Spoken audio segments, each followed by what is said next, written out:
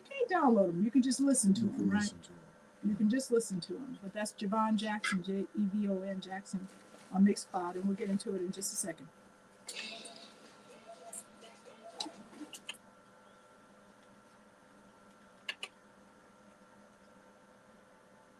Did that go on? You get what you need? Did you take off your mic? Take off my mic? Did you already take I off? didn't take it off. No, not that mic. This mic. Did you turn down? Yeah, so. Is there any music playing?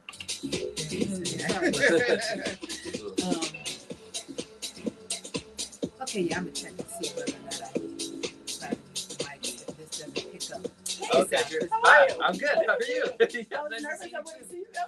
No, I'll be coming back. Hi. Expert. Sweet potato. Oh, he's got the good girl shirt on. I love it. I don't have no good girl shirt.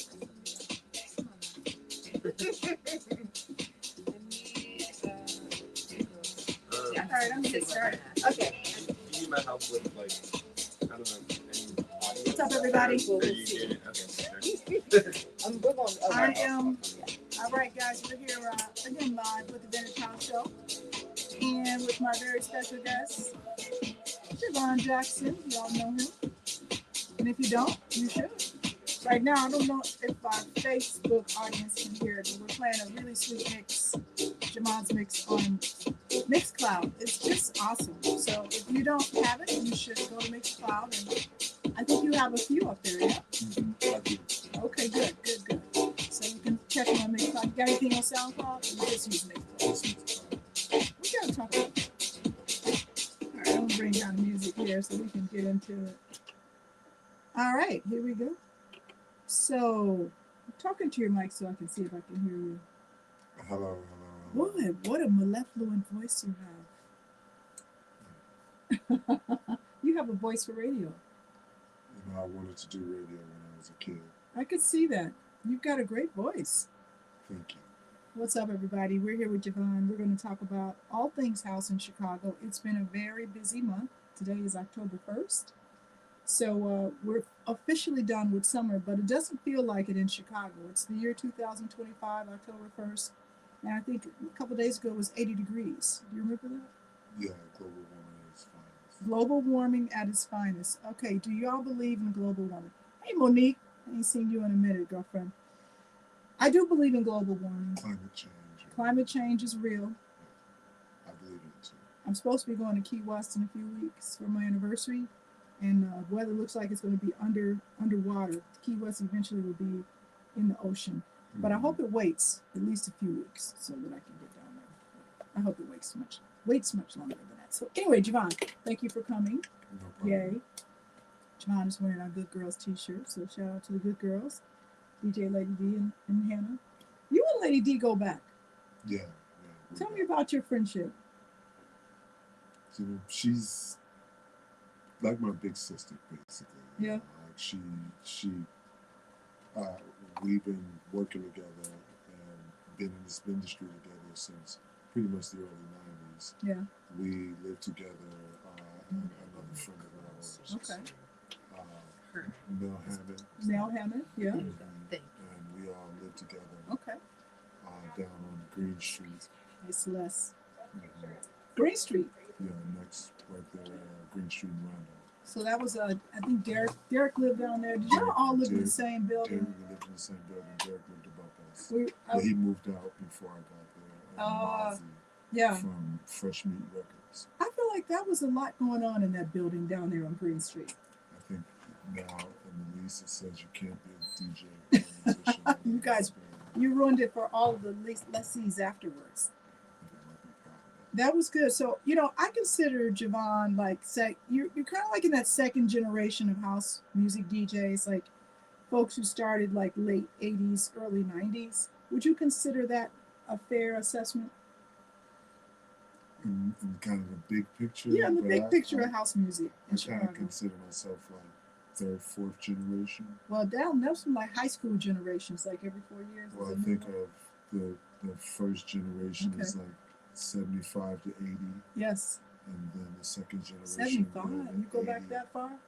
Well, I'm thinking You know, from what I understand, culture. Frankie was coming here and doing Yeah. parties before the warehouse opened. So Really? you know, that's from my understanding. I don't know if that's I true. haven't heard that, but I will ask about that. I thought that he didn't come until 77.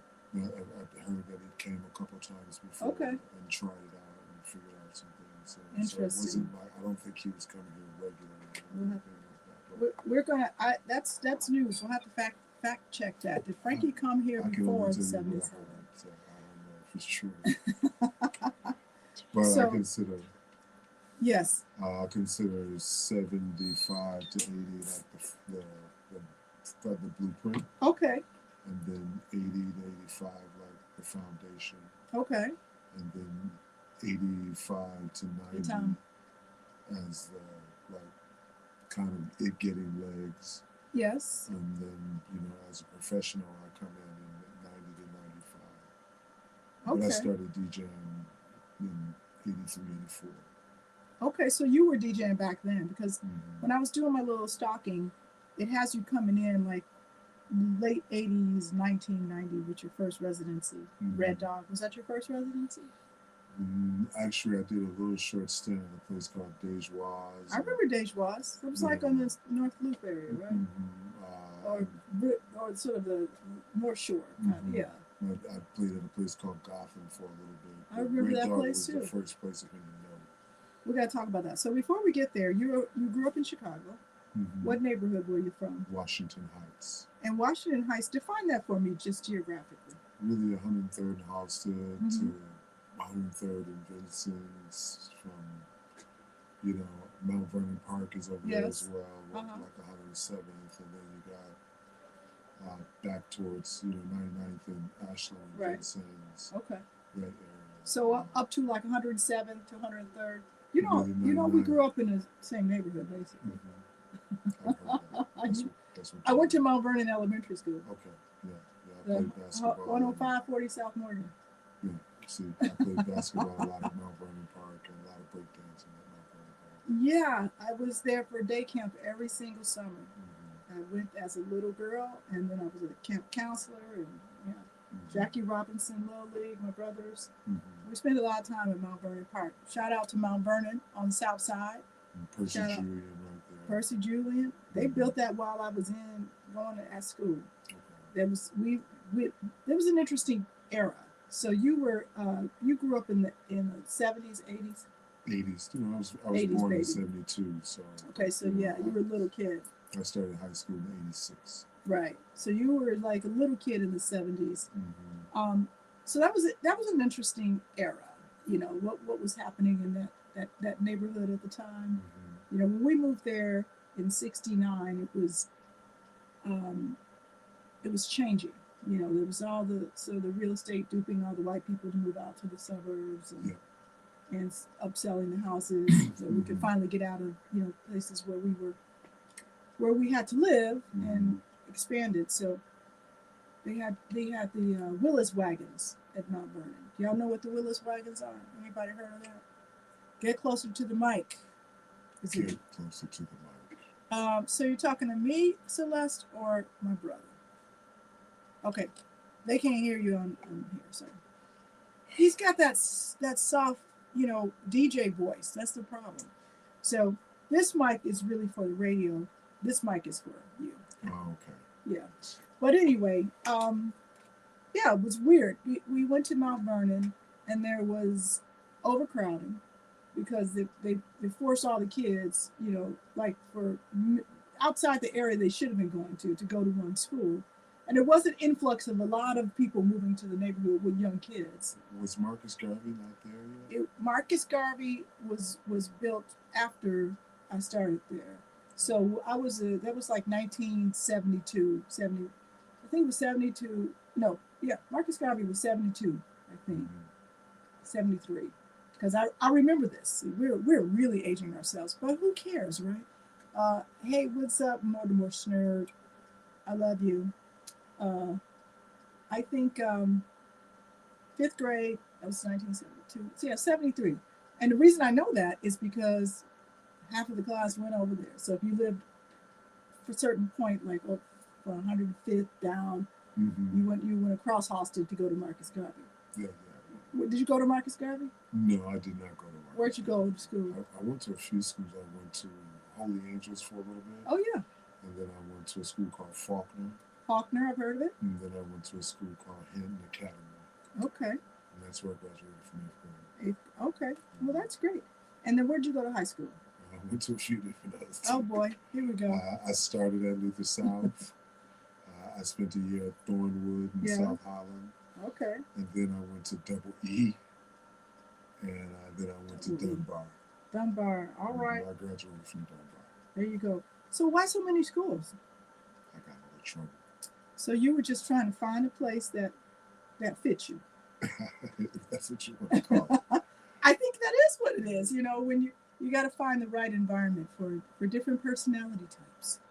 Yeah, I think I was just being a silly person. That's okay. That's okay. We all, you know, I went to a lot of colleges. I went and dropped out and dropped in and dropped out, and I finally found one that fit. You know how it goes. What's up, Ralph Baker Jr.? Thanks for tuning in. My little sister Celeste. I'll call you my little sister because you are younger than me. So all right. So you went to Luther South. We used to play them in bowling. So yeah, I'm familiar with them. Mm-hmm. Did you ever do you ever do sports, anything like that? Like what was your experience before you got into music? I mean, I got into music in 6th, 7th grade. Okay. So I've been DJing for a few years. And tell me about that first DJ job in 6th or 7th grade. What was that like? You know, it wasn't. Mel Hammond, his dad taught us how to DJ, and he had decks. And also, I was getting tapes from a cousin in Buffalo, New York. Okay. I guess they call it electro now. Right. But, you know, at the time, it was really at the beginning of hip hop. Okay. They were Jazzy J tapes. Of course. And, you know, I got into DJing to get into what I called at the time breakdance music. Breakdance music. It would go on to be, you know, I got into DJing to play Looking for the Toffee Beat and Planet Rock and that stuff. So I love it. And it kind of just became house at some point in time. You know, Darlene talks about that in one of the documentaries, I think in Vince Lawrence's recent documentary, which was amazing, and hopefully people can see that very soon, Move Your Body. But Darlene talks about that really eloquently, about how hip hop and house music were kind of on the same trajectory. Mm-hmm. You know, when you think about it, and it makes sense, and I hadn't thought about it in the way that she described it, but you know, sort of hip hop took more of a male turn, sort of a male dominated, you know, more aggressive path. Yeah, and it thought house was gay. And it thought house was gay. Which it was, and that's okay. How about that? So, you said which it was. Mm-hmm. And that's okay. Okay, so you think house music was gay. Say more about that. You know, disco and all that stuff, you know, came out of the Black and Latin gay communities, Mm-hmm. you know, so, you know, and house is in that same place and space. So, yeah, you know, it did come out of, you know, maybe the musicians weren't all gay, but the communities in which the music was being played was Mm-hmm. largely gay. Yeah. You know, so, you know, yeah, you know, I look at it as the spirit of what house would become, and not just, you know, commercial disco being played, but, you right. know, like that, there's another energy to it that will become, you know, comes directly out of the Black and Latin gay communities, and it you know, sometimes it feels like it, just like soul music as it comes out of Black people, you know, the oppression of that community is what kind of maybe imbued it with the original spirit that would differ it from just other forms of dance music at the time, you know, but it definitely, for me, I look at it as coming out of those spaces, the original safe space, to be honest with you. Those That's guys true. could go and stay all night and not be in the streets where it's dangerous. You know, so many of them got kicked out of the crib. Mm-hmm. And, you know. Present company included. Mm-hmm. Yeah, no, I really like the way that you described it, and it is, you know, the reason I asked is that, you know, there's still some debate about it, and it gets under my skin when people try to completely straight wash it. And what I mean by that is like there's no reason to do that because it took a community for it to happen, all kinds of people. But as you said, the places where it was birthed and kind of nurtured and incubated were in these safe gay places. But they imbued it with fluidity. So Right. when us boys got into it, we were able to do something with it as well. And Yeah. give it our own thing, and then it left our own communities and went into England and these other places, and they were able to give it something as well.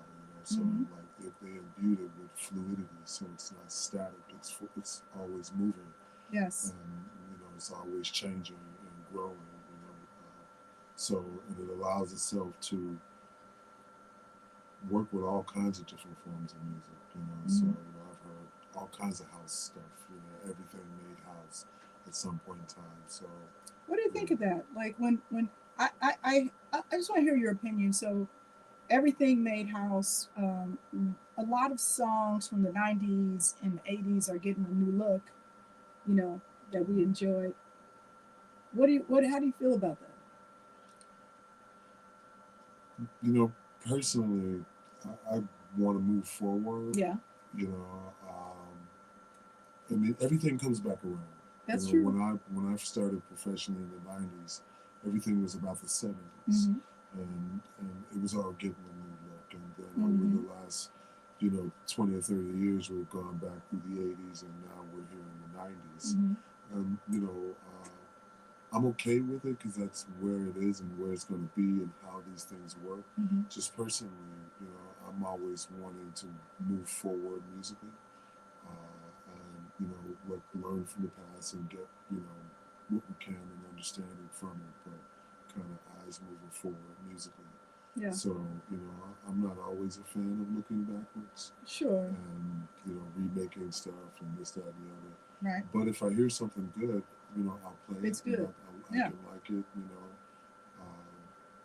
but it's just not, I'm personally, I want to hear what new creativity we Yeah, I'm with you on that. I definitely will have a foot in both past and future.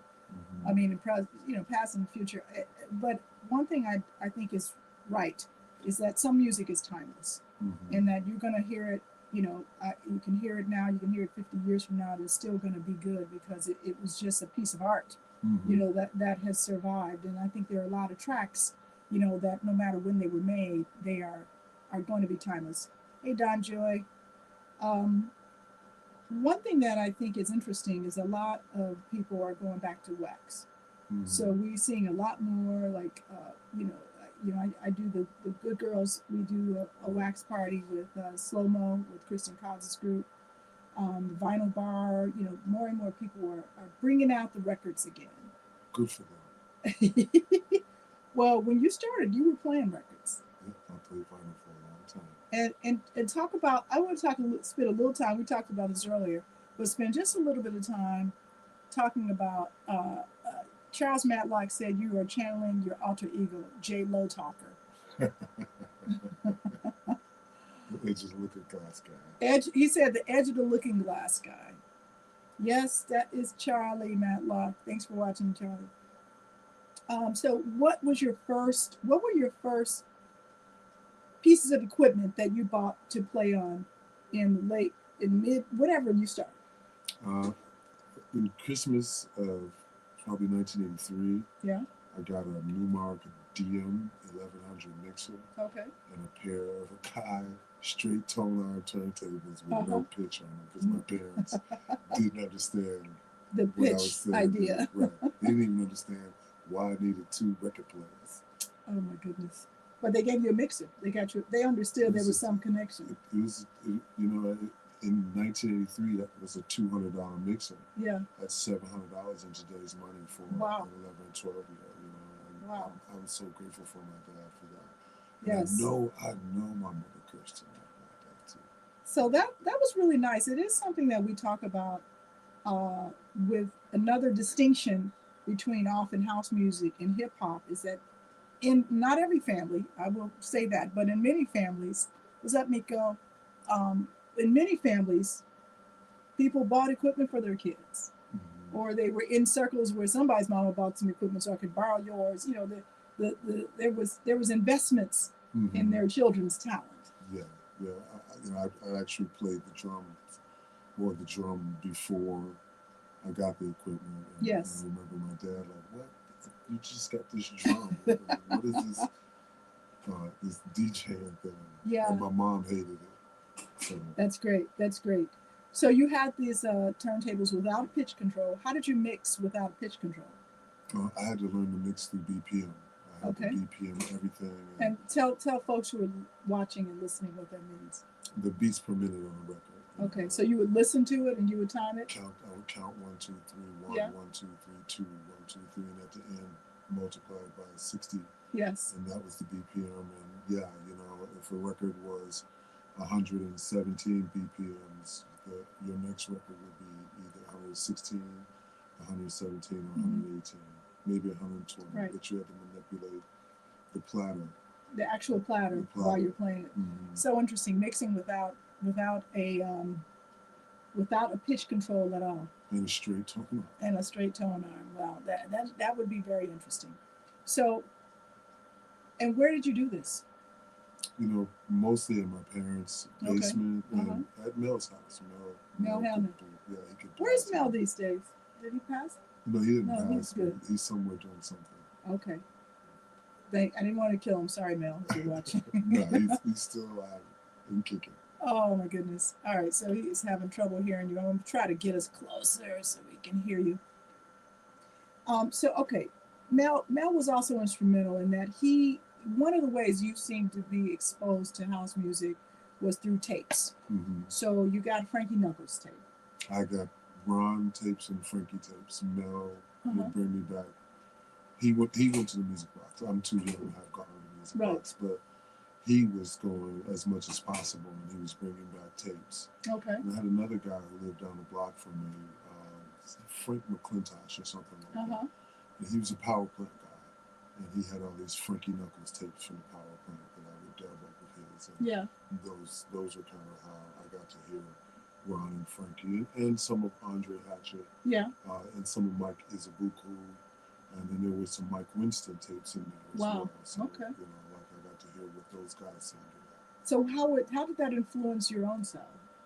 Oh man, I would sit up late at night when I was in trouble on punishment and couldn't go anywhere, and just you know, listen to those tapes over and over again, and wonder, you know, like what time of the night it was they were playing it, and you know, yeah, just eating them up. You know, every blend, every song, every blend, every time they you know, messed with the EQ or the crossover at the time. You could hear it. So, you know, and yeah, I love those tapes. Did you ever emulate any of the blends that you heard? I stole. Straight up. I was being nice. You know, I mean, but it's in the process of learning to do the blend, you learn to do the blend. You learn how to do that thing. So, yeah, no, I mean, I stole from Steve Hurley and Farley and all those guys, you know. Yeah. You know, I emulated all those guys. So do you remember any of those blends? Remember, see if you can remember. Steve Hurley. Yeah. He was playing another one, Bites the Dust. I can't think of that thing. So. That's not an easy record to mix into either. It actually is one of the rare.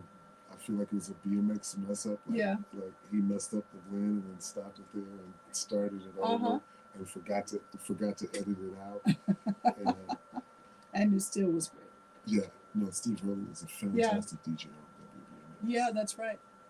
You know, there was a DJ before any of us got into it, and there was Disco DAI. Some of y'all might remember that. Hey, Scott Lee. They had Peter Lewicki was a DJ. There was a few DJs. I won't try to remember all their names, but they had this what we call the hot lunch mix, and this was like 1980, Disco DAI. And I remember this mix with And the Beat Goes On and Boogie Oogie Oogie. I can't remember which one went into which, but it was so cool. I remember that mix inspired me to want to be DJ because he mixed the the guitar licks in the middle, you know, so the breakdown. Right. And there's one that's also in a, and the beat goes on, Mm-hmm. and that's where the blend was. Okay. So he was blending like these, you know, the beat, but obviously it was with the music. And I was like, that's the baddest mix I've ever heard before. And I just remember I can't wait to like figure out how to do that. Would you say with You Ain't Really Down, Celeste? Oh man, yes.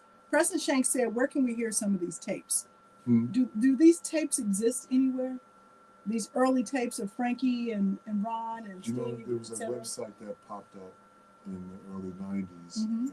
and I think some of those mixes may be on YouTube, but it was the Deep Right. House page. The Deep House page, I remember Mhm. that. Yeah. Yeah, and I remember when it popped up in the early '90s, it was a chance to re-listen to a lot of that stuff. Yeah. I know they had a big chat page, but I didn't really participate in the chat page. I Mhm. just listened to the mixes, and it was actually eye-opening. You know, like it really, you know, as a kid, you hearing Ron and Frankie. I really liked Ron a lot as a kid. You know, because he was so powerful and Yes. so unpredictable and so. But when the Deep House page popped up, I had already started professionally working in nightclubs, Mhm. and to go back and listen to Frankie and to hear what he was actually doing was eye-opening. It was like, Mhm. oh, this is DJing. Yeah. Okay, this is something different. You Uh-huh. know, this guy's, it's nightclub DJing. It's, you know, Yeah. laying each song flat out for you.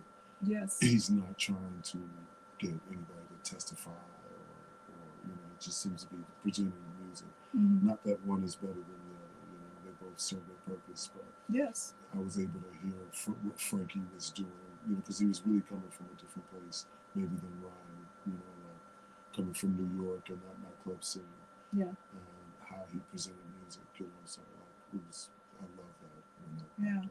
You know, one of the cool things about the tapes that's different than say what you might find when somebody's just doing a mix for streaming. So when you're doing a mix for streaming, and some of you DJs may, you know, I'd love to hear your opinion about this, but you're kind of doing it for yourself. You know, you're making something that you're going to post, and there's not necessarily an audience reaction to it. There's some purity in that because you're really just doing the things that move you. I love making mixes. I think they have different purposes though. Mm-hmm. So I think, and I can, you know, I can listen to my mixes that I'm playing for other people, Mm-hmm. and that I've made for myself, that I might have made for a radio show or something where I'm just in my house and I'm making it, Mm-hmm. and I'm playing exactly what I want to hear. There's a purity in that, but there's a different energy Mm-hmm. in the ones that you're describing, where you're listening to somebody's live set, you know, at a club. Right. Can you? I mean, do you know what I'm talking about? Absolutely. You know, I'm weird as I don't like to be recorded live. Really? No, I don't. Why not? You know, the hippie spiritual part of me is like, Mhm. you know, let that stuff be for the ether. You know, Yeah. like it was here. It was live. It was live. Let it be live. Happened. Let it be. And then you know the practical side of me is like, you know, when you're playing live, there's a lot of little things that Mm-hmm. go wrong. That you know. They're forever saved. Right. Exactly. And Yeah. you know, like I'd rather let those go too. I totally get it. I totally get it. So yeah, very rarely do I record. Yeah. I used to a lot. I would always bring my little digital recorder and plug in, and I stopped doing it. I think I might have the same reason. Mm-hmm. Is that it's, you know, it's just like I would listen to them and I'm just like, it's not the same. No, It's not the same. It's not giving me what I get. And I'm not there. Ron Hardy or Frankie Knuckles, so like, Sure. you're not gonna have that same energy coming off the tape. It's not a mystical hissy tape. Yeah. See, I don't know. I think you might be underestimating yourself to some young person who'd be listening to your tape saying, "I'm not a Jevon Jackson." As a matter of fact, I was just talking to one of our mutual friends, and I said, "What can you tell me about Jevon?" And he says he is too unsung. What do you think of that? Okay. You don't care? No, I want to play some music. Yeah. What comes of it comes of it. Yeah. You know what I'm saying? Like I'm here to play music. You know, Right. And you know, make art. Mm-hmm. don't care if they sing or don't sing. Yeah. Do what you gotta do. I don't care. I think They that's may great. sing you one day and then hate you the next. Well, so don't you know, sing me at all. Like that's the just come danger of listen being and sung. leave me alone. People sing you one day, curse you the next. Yeah, so just come listen, dance, and Yeah. go home. I'm hearing that more and more. And when I talk to other DJs, I always like to understand what their motivation is.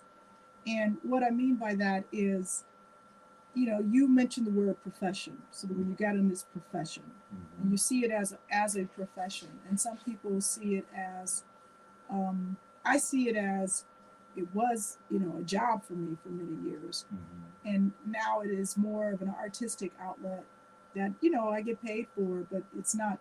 I don't depend on it. I don't depend on it in the way that I used to.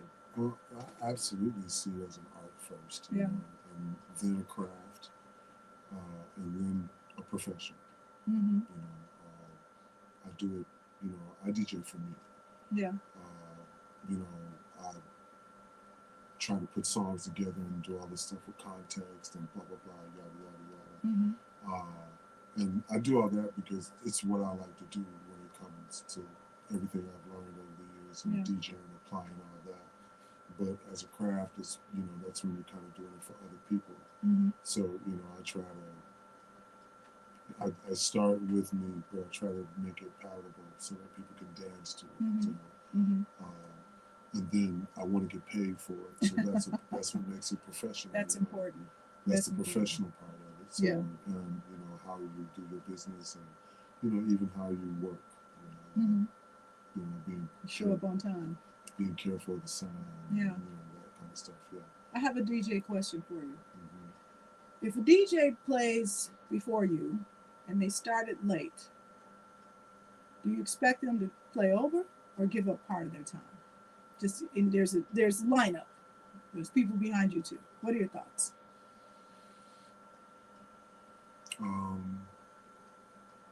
If it's you, let's say if it's you. If it's me, I don't mind getting off the dance. Yeah. I don't mind. If it's me coming after the guy, it depends. If we've started on time, yeah, because there's always that guy that let me get more and more. Well, that's what I'm saying. Yeah, no, yeah. I'm here to DJ too. Yeah. I came here to do this too. I like this as much as you do. Right. Maybe even more. But they started late. And if they started late, I can be understanding of that. Yeah. But if they started on time, yeah. It's it's a dilemma I've encountered many times in my life. If they started late, and I'm gonna get a chance to DJ again. Yeah. So if they started late, and usually the person that's before me is somebody that's trying to move up in the ranks. Then you just give them the extra time. Just give them the extra time. Yeah, I hear that. But if they started on time, this right. is a good time. You get to learn that lesson that when your time is up, yeah. You should really be playing your last song 5 to 10 minutes before the end of your set. What's interesting is that I find when folks do want to play just one more, it's never what it doesn't always work out. It's like, and I think they want to do it because they're either trying to get the dance floor back or, what I'm. Sometimes, a lot of times they've got the dance floor going. Yes. They want to keep. Yeah. Doesn't matter to me. Yeah. Your time is up. I think so. I'm with that. All right, so I want to talk a little bit about some of your history in Chicago. And I know you've played all over, different states. You've had residencies in different places. So you left Chicago for a while? I left Chicago for a little bit. When did you leave Chicago? This is the early 2000s. Okay. Were you sick of us? What happened? No, I just got an opportunity to go be in Paris for a little bit. Okay. And, go to DC for a little bit. Mm-hmm. I got the opportunity to go do some things there, and I went and did it. It didn't really work out. Yeah. But, it was an experience I had. It's great. Mm-hmm. So it worked out for the experience, and you came home. Mm-hmm. I was noticing that you were a resident. It was your second residency at Red Dog. Red Dog. And that was like 1990. That's like 92, 93. So were you there when I was there? At Red Dog? Yeah, because I had a residency there. I was doing hip hop, open format kind of. I may have been. You Was remember- your thing a weekday thing? It was a weekday thing. It was Wednesday. With before Heather? It was before Heather, yeah. Yes, I do remember that. Yeah. So along with the original Boom Boom. It was before she started spinning, or just like right before she started spinning. Yeah, so I wasn't there yet. I came later on. You came a little bit later. I think I was there though in '93. It was with I was part of the hip hop crew called He Who Walks Her Ways, DeRoe Wicks. Yeah. I knew DeRoe. You know DeRoe. So I was his DJ and I DJ'd his parties. But anyway, I just figured, we're always, sort of crossing paths over the years. And then I talk to folks and it's like, oh, I was in the same building with you. I was on a different floor. I did this thing. And it's just like, Jesus. But when you're playing records, you're just kind of in the zone and you don't pay attention to that. So 1990s in Wicker Park was quite a scene. Absolutely. Do you remember it? Absolutely. Talk about that era. Well, a lot of us, we came into Wicker Park because, guys from the South Side who were playing house, we wanted to play newer music. Yes. And there was no space for us out south at the time that I knew of. And a lot of people out south, they weren't really trying to play new stuff. They were still stepping out there in the early 90s. And a lot of Godfather and artists and some blues night, stepping night. And a lot of old school house. And old school house. So we wanted to play new stuff. So, we went up to Wicker Park, like the Loft scene, along with Red Dog. And really a scene that kind of Derek Carter and Spencer Kinsey. Of course. And Mark Farina. Yeah. I kind of came through that door of it. And that's that time, there's several different points in time with Wicker Park. There's Urbis Orbis. Oh my gosh, I haven't heard that place in a long time. Before anything else gets there. Yes. Your Mama's Cafe. Of course. Literary Explosion. Lit X. And all that, and then you get the time when they move on a little bit. Now you got the Real World area of Wicker Park. Yeah. So like the hot dog place on the corner. Which actually it was on the one corner directly across the street from Red Dog. Yeah, that's where we used to go. Yeah, with the fries. Yeah. Those places. So, all that went away, and you get it's been a few. It's changed a lot. Double Door. We were there before Double Door. Yeah. When it was still a liquor store. Yeah, that's so interesting. Did you remember Estelle's? Still there. It's still there. I know. I DJ'd there. I had a residency there too. So I love that era, and it's too bad it's gone. Like I almost wish, like when people think longingly about sort of the warehouse and like what was happening then, for a lot of kids, that was Wicker Park in the '90s. Because it was new music. A lot of folks who were in the city, coming into the city, suburban kids, they were really discovering themselves at places like Red Dog and all these others. It was, it was real underground as well. It felt that way to me. I did a lot of events that started at 3 a.m. Yeah. And these parties, they had everything that the 70s and 80s parties had. I think it was the last great generation of that kind of event, until it changed over to everybody's facing the DJ kind of. When did that change? So, I'd love to talk about that. Okay, so you have done 400 raves. That's what they tell me.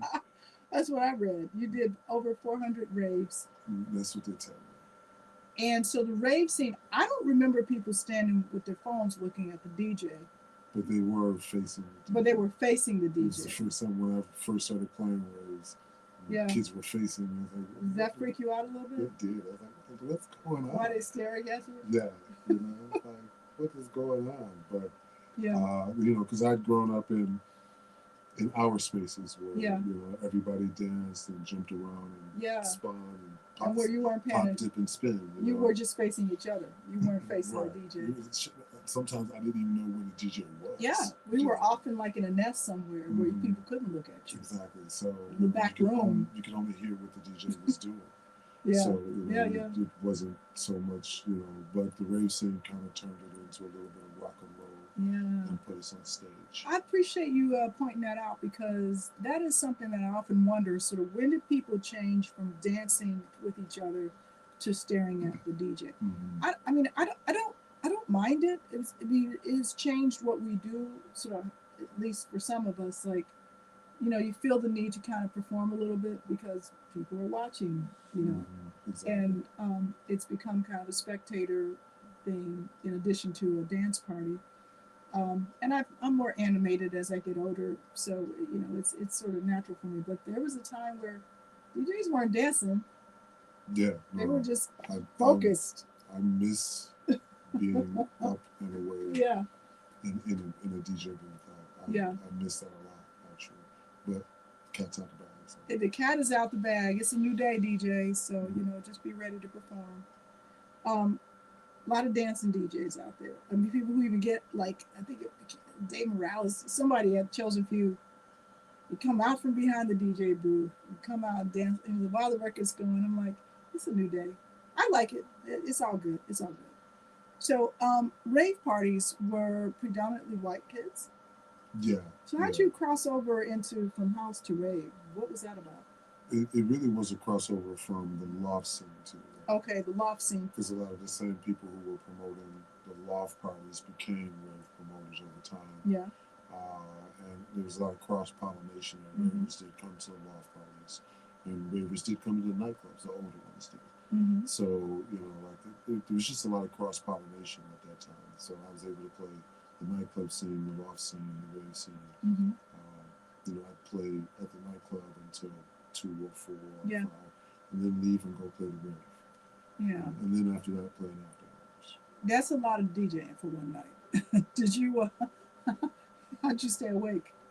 I had performance enhancing. I like that you admit that. There's the time. Yeah. So, I get it. I am I have I mean I've never could sort of get into drugs too much. I'd smoke a little weed here and there, but everything made me nervous. And I had those kind of parties, but the best I could do is like really strong tea or chocolate. I had a gig where I DJ from 9 p.m. to 5 a.m. And I was chugging chocolate and hot tea all night. That was my drug of choice. To be honest, I thought if in order to be, get to where Ron Hardy was, you had to eat some acid. Really? And you could play on acid? Absolutely. Really? Did you record that? I did at that time, but all my tapes are so long time gone, I couldn't. See, if you listen to it with like you think, when you're taking drugs or acid, you like think you're Mozart.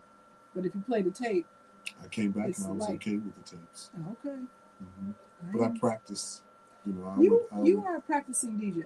Yeah, I would. Sometimes I would stay at home and eat acid and practice late at night. Wow. So. Eat acid and play all night. All right, if you're watching, for some reason my comments aren't coming through, but I would love to hear your thoughts on drugs and DJing. And I know that some people, it was a big issue. We've had plenty of our famous friends who talked about how it derailed them for It became many a big years. issue for me. It absolutely derailed me too. Tell me about that. In the early 2000s, acid turns to more destructive drugs. Yeah. And I got sober.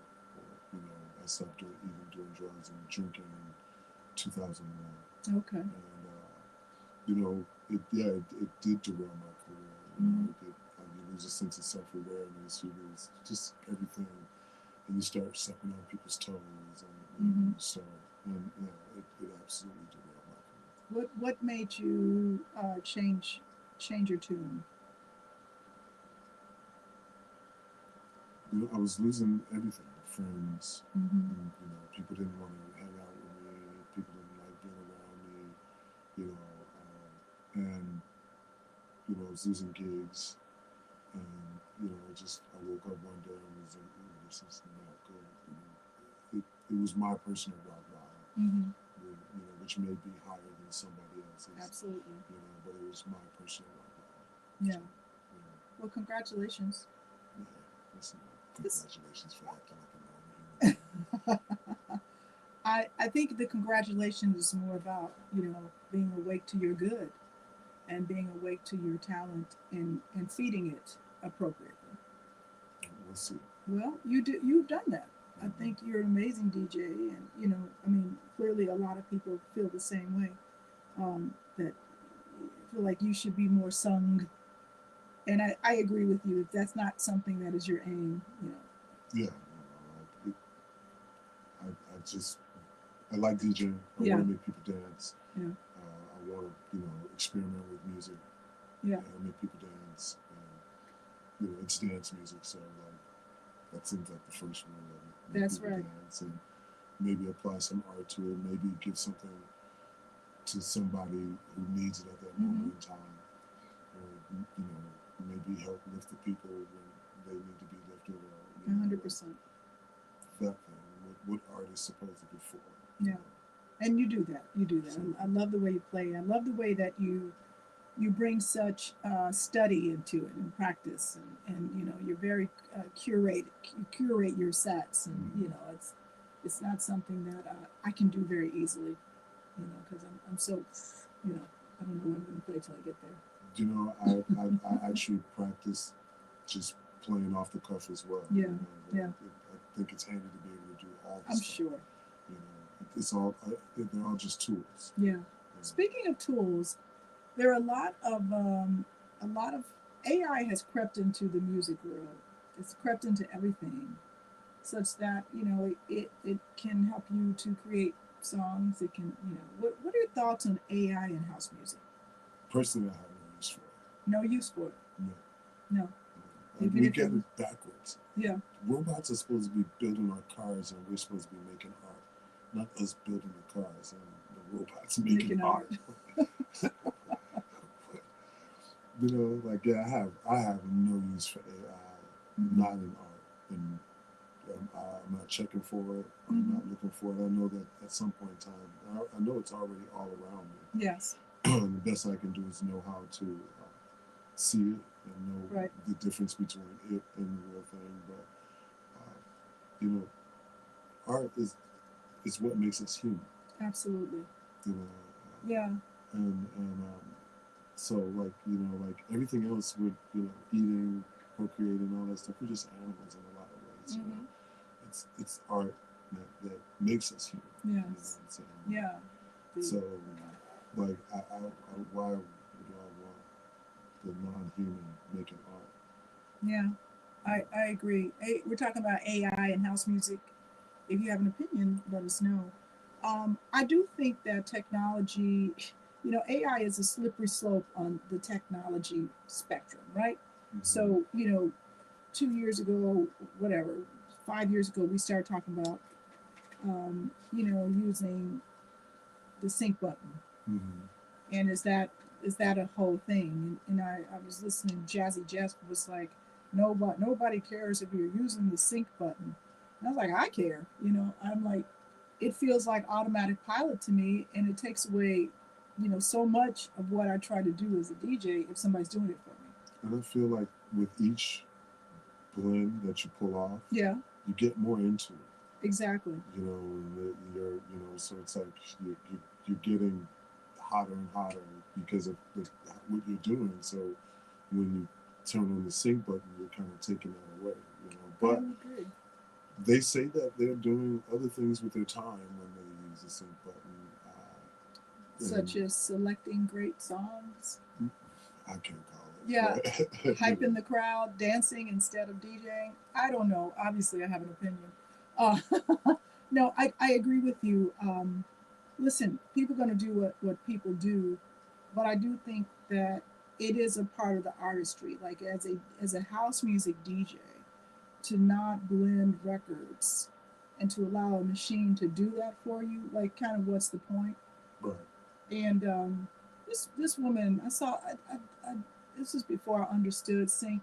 Like it was right as it was becoming popular with younger people who were starting to DJ, and I DJ'd the battle, and everybody's blend was like spot perfect. I was like, damn, these DJs are so good. And then I found out they were all using sync. Or using the same. Yeah, well, they were using Serato and what have, and everything was just matched.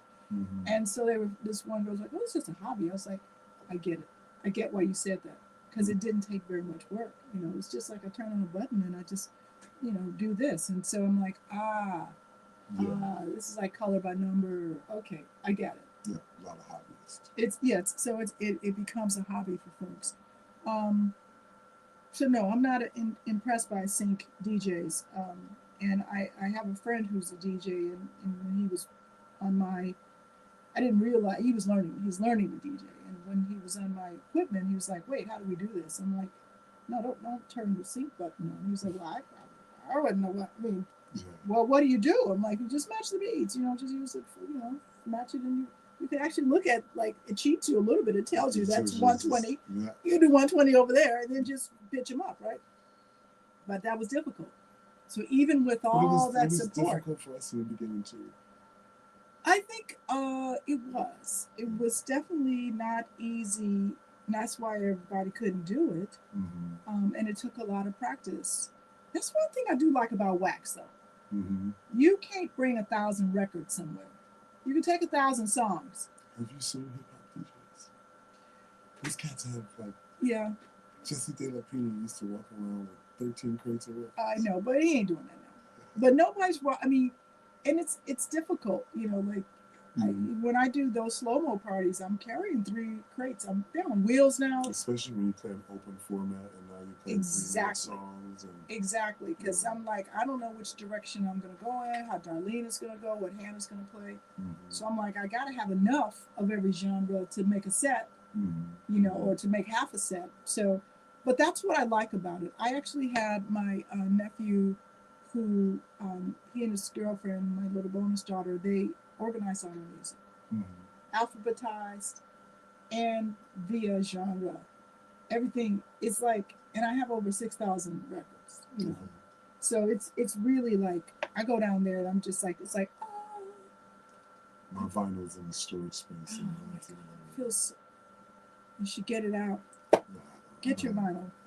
I keep it for backup. But yeah. Other than that, I have no real use well, for it. but as a vinyl trained DJ, I will say this to you, is that there is something so cool about it. Like when I'm preparing for a set, and you do have to sort of pre-curate it to say, I can't take 1,000 songs. I can take 150. That's a lot. That's a lot to carry. We used to have little competitions to see who could get out the house with the fewest records. That's a really good competition. I only take out, when on my flash drive, when I open the folder for the night, there's only 10, 15, 20 songs there for me to choose from. So I stay inside that folder. So that's good. I don't have to go deviate. Outside. Yeah, I don't really deviate. So I don't have that many choices either. So I'm not like going as deep as possible away from left field or anything like that. And everything in that folder is within the realm, theme, idea of what I'm playing at that moment in time. So I know that everything is connected. But yeah, I tend to open that folder and stay in that folder for an hour or two. That's good. Yeah, I think I know that I try to do that. I'm not as good as you or as disciplined. I'll have a folder. I'm like, but if it's an hour set, I'm going to put, 30 songs in there, But anyway, we're getting way deep into like how we do this stuff. So Les, you can relate. Before we go, I did want to talk about David Guetta. Why am I talking about David Guetta? Anyway, he produced his top DJs, DJ Awards, top 100 DJs. It's out right now. I didn't recognize very many people on there. Carl Cox, Honey Dijon. There's a few people that I know. But it was very odd. There's very few Chicago DJs on there. I think I count like 2. Well, I mean, there are DJs all over the world. Yes. And we've been here for a long time. And when you're looking at the media, Mixmag, or somebody like Dave Guetta and what those guys are trying to do, they're not looking at, we're the old guard in a lot Yeah. us. You know, Mhm. so they're not looking at us in that matter. We might get some lifetime achievement Oh awards. man, I don't know if I like that. But you know, we still Chicago, Detroit, Right. and New York. You know, We're the old guard. yeah, you know, Yeah. like I didn't know anything about the list, don't care anything about the list. Yeah. Like they don't, we may not be on their radar, but They're not on our radar either. You know, so like, you know, Yeah, you know, it works both ways. yeah, you know, I Yeah. mean, like they've got that's their thing, man. You know, the festivals and the EDMs, and Yeah. you know, a lot of them aren't really even nightclub DJs. Or, Yeah. you know, they've never played 4 or 5 hours, or they've never played gotten on the decks at 3 a.m. had to keep a floor. They've never played any place weekly or monthly, so they're almost a kind of different DJ in my mind, a different beast. You know, they're more like show DJs. Show DJs, yeah. Mhm.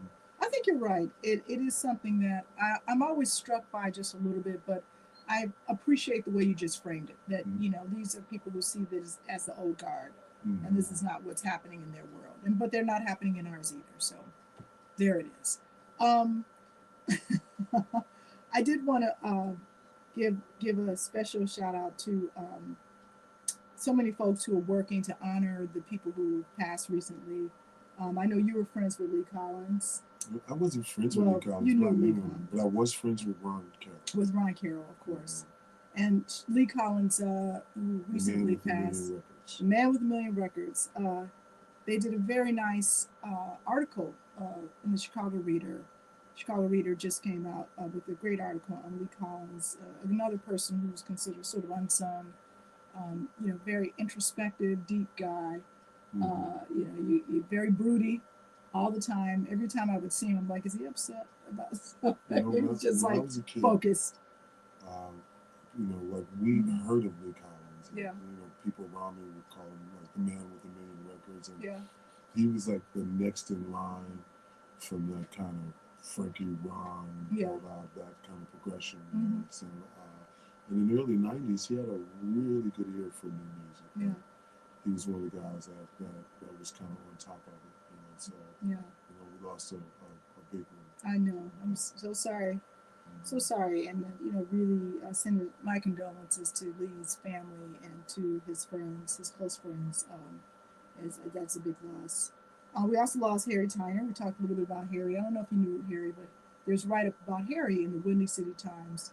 You can look him up. But he was DJ. He's DJed a lot of different places, but Touche, you know, a lot of the clubs on the north side. He also was the AIDS Run Walk. Every year he would DJ this big, you know, event. And he did this stuff here. He came and he talked to me just like you are. We talk about like his long history and his career as a DJ in Chicago. And unfortunately he passed, and I didn't get a chance to say goodbye. So, you know, my condolences to the family of Harry Tyner. I know that he's got a memorial coming up this weekend as well. And Ron Carroll, of course. Ron and you were friends. Yeah, and Ron and I were friends. And he's friends. talk about Ron. When do you have all that time? Which time to make so many friends? He was everywhere. like over the last few days, looking at everybody, you know, saying something about him. I'm like, when does this dude have all this time? Did he sleep? I don't think so. Yeah. He was sort of everywhere. I think Ron Carroll's like the Forrest Gump of house music. Like everywhere you look, there's like some kind of connection to Ron Carroll. Everybody knows him. He was there for every important event. Yeah, he's a great guy. Yeah, you know, what a sweetheart. And it sucked because I had just seen him on the Wednesday before. Yeah. And he was talking about how he had changed his diet because he thought maybe it can get him a couple extra years. And, yeah. What a sweetheart. Yeah. Yeah, well, I'm so sorry we lost him. I know that we're all grieving as a community. So, you know, my heart goes out to all of you who are friends with Ron's family. They're having a memorial for him tomorrow. Yeah. At the Haven, and I believe the service is from 12 to 2, and then there's a party from 4 to whatever. So I know I'll see some of you out there for that memorial and to pay tribute to a giant in our field, in our profession. Vernell Bird's brother, Terrell Bird. I don't know if you know Terrell, but he's also a DJ. Played with Vernell over at the M Lounge a lot. Okay. He passed suddenly, and then we said goodbye to Keith Nunley. So a lot of losses, you know, Keith. a lot of losses. I think, a big issue that comes up is that all these guys are pretty young. Mm-hmm. You know, so we're talking about people in their 50s, passing away well before they should. You know, sort of in the fifth inning, just kind of checking out. And what are your thoughts on sort of the health of our community, just so overall, like what are we taking away from this? These losses, in terms of our mental, physical, spiritual health. I'm kind of understanding that this is what getting older means. Yes. And everybody's, we kind of get the time that we're allotted. Mm. No more, no less. Mm-hmm. And you hate it when a person's time comes to an end. That's why you kind of always got to make sure you communicate how you feel about people too. Yeah. So they know that just in case. But maybe I don't know if this is defeatist or nihilistic, but I kind of feel like you get the time that you get. Okay. And have you made the most of it? And as far as the health of our community, it's the same as the health of our world. community, Yeah. our world. Yeah. Like we're in bad shape. Mm-hmm. And it's not necessarily our own fault, but that's a whole different kind of rabbit hole to go down. The Monsanto dole. Oh my goodness. And all that Yeah, stuff, it is a bit of a rabbit hole, but there are a lot of unhealthy places in our lives, and